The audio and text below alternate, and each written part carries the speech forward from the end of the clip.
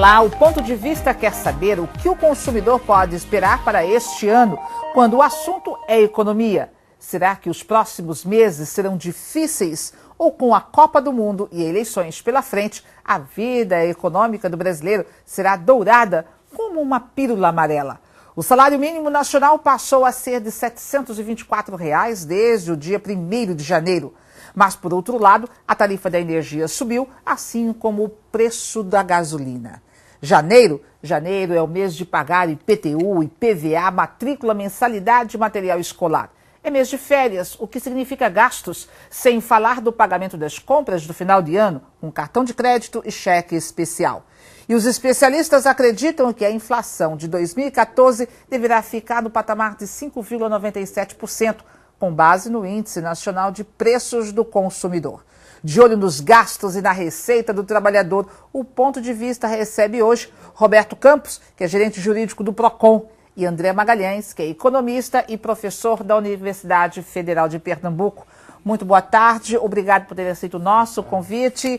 E André, com um salário mínimo de R$ 724, dá para viver ou o trabalhador vai ter que continuar realmente fazendo mágica? Boa tarde, Alberto, boa tarde, Eliana. O salário mínimo de R$ 724, ele é um ganho real em termos do salário anterior, mas ainda é pouco. Acho que ninguém vai discordar do fato de que o salário mínimo, ele é, como o nome diz, é o mínimo, mínimo que se pode pensar. Se você não colocar o mínimo, as pessoas vão acabar pagando menos do que isso, então é uma questão legal. Mas a gente sabe que é um salário ainda baixo. É muitas vezes muito alto para quem paga, principalmente para as prefeituras, para a questão do INSS, mas é um salário muito baixo para quem recebe. Então acho que não há nenhuma um salto de qualidade de vida das pessoas de um ano para o outro, mas na verdade, um esforço que vem sendo feito nos últimos anos. Então, se você olhar hoje e olhar há 4, 5 anos atrás, as pessoas estão relativamente melhores com esse salário de hoje. Mas não é nenhum ganho de mágico ou uma melhoria de qualidade de vida que você acordou esse ano e agora vai poder gastar muito mais dinheiro, vai viver melhor. Os especialistas dizem que o ideal seria que esse salário mínimo deixasse de ser o mínimo, passasse a ser um salário digno, mas o ideal seria que ele fosse 3 vezes este valor, de R$ 724. O Diese faz uma conta também, de uma cesta básica com a qualidade de vida digna para as pessoas pagarem alimentação, moradia, transporte. E é fato que o salário é baixo. Então, a questão é saber se a economia aguenta. Eu acho que a gente tem ganhos sociais, são reformas sociais básicas que o Brasil precisa fazer. Uma delas foi feita ano passado, com a questão da empregada doméstica, por exemplo.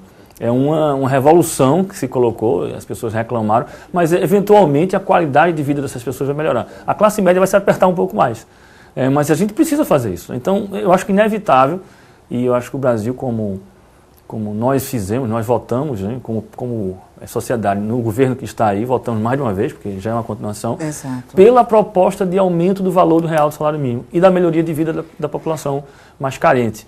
Então é um projeto social que a gente está levando à frente enquanto sociedade, mas é um processo longo, principalmente quando os ajustes são nesse nível.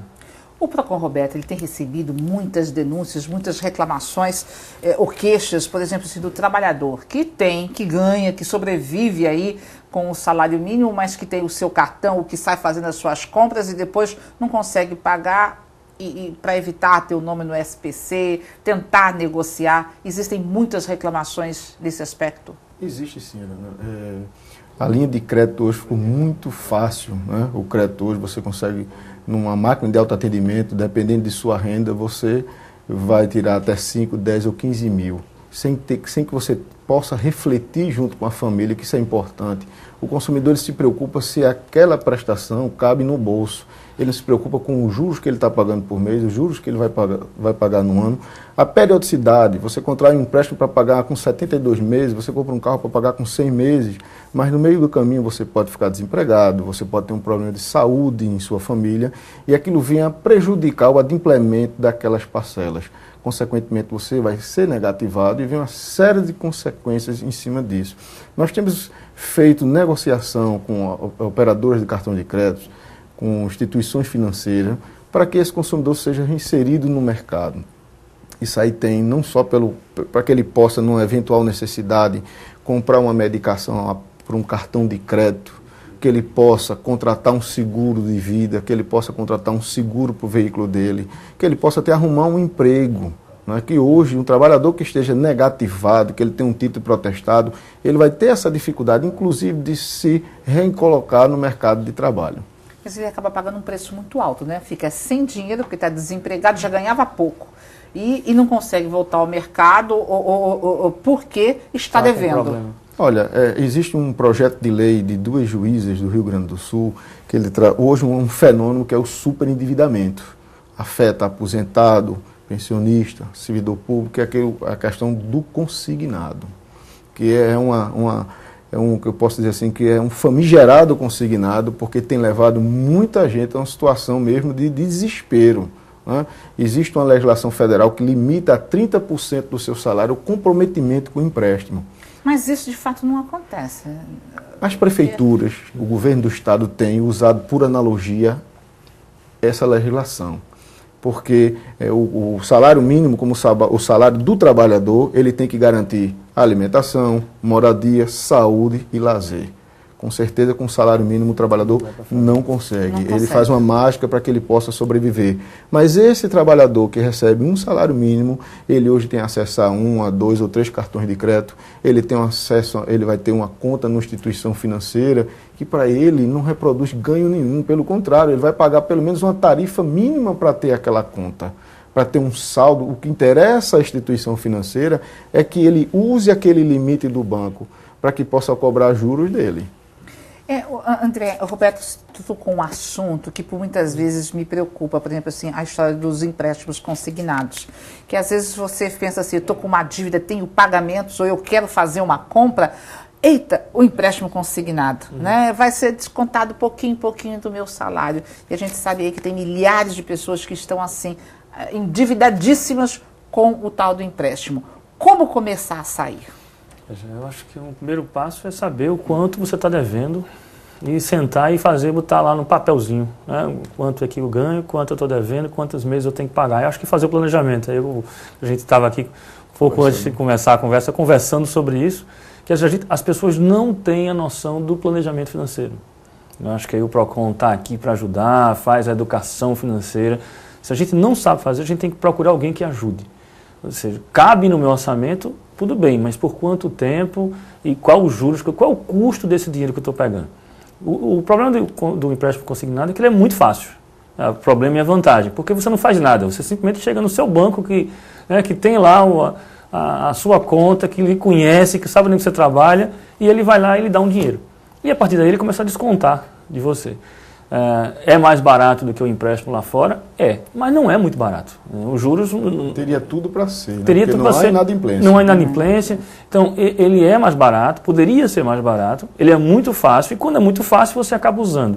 Então, mas o primeiro ponto é saber aonde é que está apertando. Muita gente não sabe exatamente isso. Às vezes as pessoas olham para o dinheiro, vê o dinheiro chegar, vê o dinheiro sair e não sabe como gastou o dinheiro. Parece uma coisa meio estranha dizer isso, mas eu acho que é muito mais comum nas famílias as pessoas não saberem como é que elas estão desperdiçando ou gastando o seu dinheiro. Então, a primeira coisa a fazer é, o que é que eu estou comprando todo mês? E tem uma parcela, viu, André, que esses empréstimos são contraídos não por aquele trabalhador, aquele aposentado, mas ele é contraído por ele para um filho, familiares. Para uma isso neta, também é muito né? comum. E que então, na hora ninguém chega para honrar e termina sobrando para ele.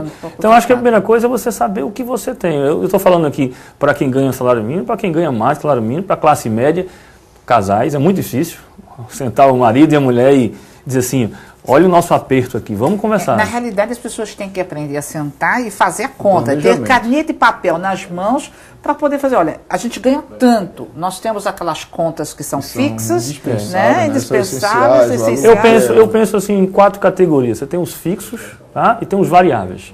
E dentro dos fixos você tem os obrigatórios e os não obrigatórios. Você contraiu, você tem que pagar todo mês o aluguel. Tá? Você tem que alugar, você não tem como correr daquilo. Você tem que fazer feira, né? Tem que fazer feira. Mas esse fixo de comida, ele varia, porque mês a mês muda. Então tem 2 categorias. Às vezes de uma semana para outra o preço do arroz, do feijão, da carne aumentou. E tem os variáveis, assim, quer dizer, o variável lá obrigatório que é essa alimentação. E tem os que não são. E tem o lazer, que lá no fim é um variável que você não tem obrigação, que se sobrar dinheiro você pode fazer. Então se você começar a pensar nos grupos, onde é que eu estou gastando mais dinheiro?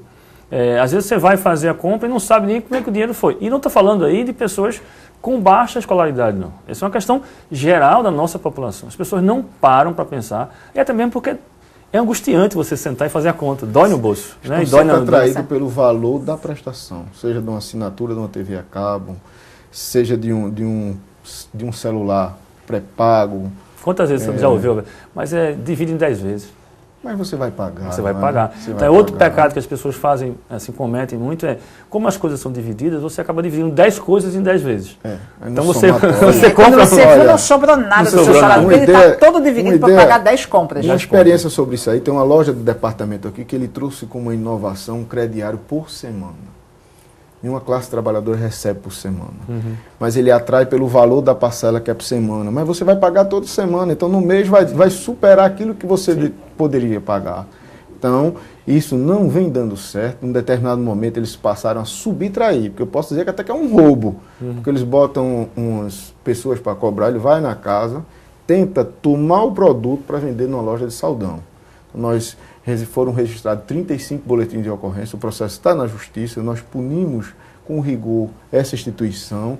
Ou seja, eu quis dizer isso para mostrar que essa modalidade de pagamento é só para induzir o consumidor.